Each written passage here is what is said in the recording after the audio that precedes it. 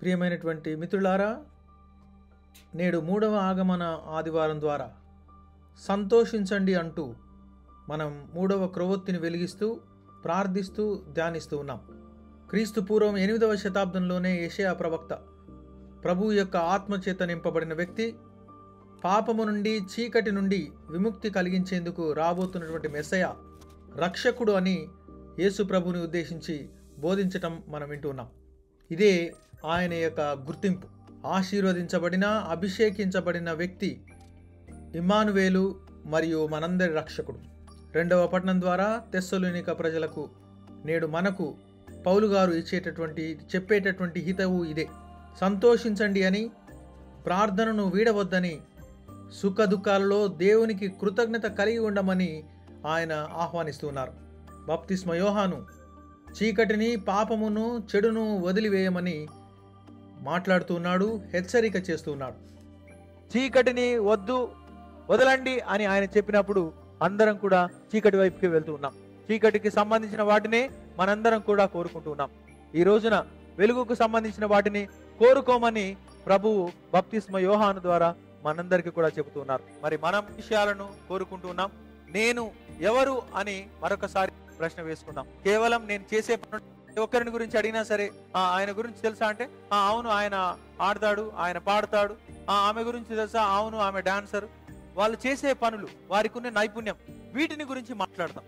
కానీ అది సరి అయినటువంటి ఆన్సర్ కాదు. 100లో కొంత భాగం మాత్రమే. ఈ విషయాన్ని ఈరోజు మనందరం గుర్తుకుందాం. కేవలం మనకున్నటువంటి నైపుణ్యాలు, కేవలం మన సంపాదన, ఆర్జన, ఇవి మాత్రమే మన ఐడెంటిటీ, మన చిరునామా కాకూడదు.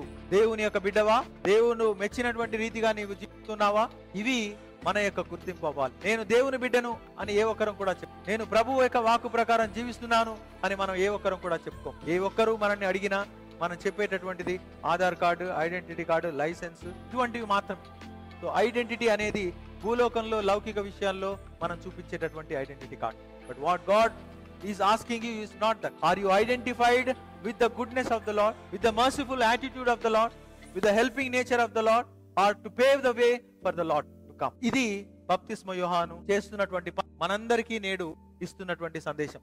ఇందుకే సంతోషించండి అని ఆయన చెప్తున్నాడు. కాబట్టి let us all rejoice because the Lord is here right now. మన మధ్యలోనే ఉన్నాడు అని సంతోషించుదాం. బాప్తిస్మ యోహాను మాటల్లో, సువిశేషంలో మనం విన్నటువంటిది ఇదే. ఆయన మీ మధ్యలోనే ఉన్నాడు, కానీ మీరు గుర్తించడం లేదు. మీరు గుర్తిస్తే మీరు సంతోషిస్తారు, లేకుంటే మీరు సంతోషించరు. ప్రభుని గనుక మన మధ్యలో ఉన్న ప్రభువుని మనం గుర్తించినప్పుడే మనకు నిజమైనటువంటి సంతోషం. మరి ఆయన మన మధ్యలో ఉన్నాడు అనంటే మనం ఉన్నటువంటి ప్రదేశంలో ఉన్నాడు, మన సంఘంలో ఉన్నాడు, మనం చేసే ప్రతి పనిలో లేదా మనం పని చేసేటటువంటి వాళ్ళందరిలో ఆయన ఉన్నాడు. అప్పుడు కనుక నీవు గుర్తిస్తే అప్పుడే మీరు సంతోషిస్తారు. కొన్ని క్షణాలు మనం ఆలోచన చేద్దాం. నేనెవరు? ఏ విషయాలు నాకు సంతోషాన్ని కలుగజేస్తూ ఉన్నాయి? నా చుట్టూ ఉన్న వారిలో ప్రభుని నేను కనుగొంటున్నానా, చూస్తున్నానా? Lord help us all to spend sufficient time on this day as we rejoice for the Lord is here right among us.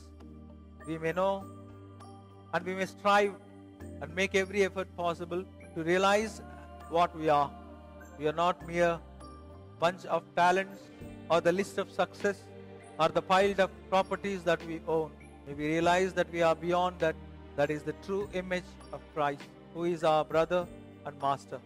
Lord, may this Sunday and the word that is broken may help us to realize that we are the images of God and Jesus is among us. And may we seek and see Jesus in all those with whom we live, move and interact and collaborate for various purposes. May we be enabled to strengthen each other so that we may walk towards light, giving up everything that is inclined to bad and evil and darkness.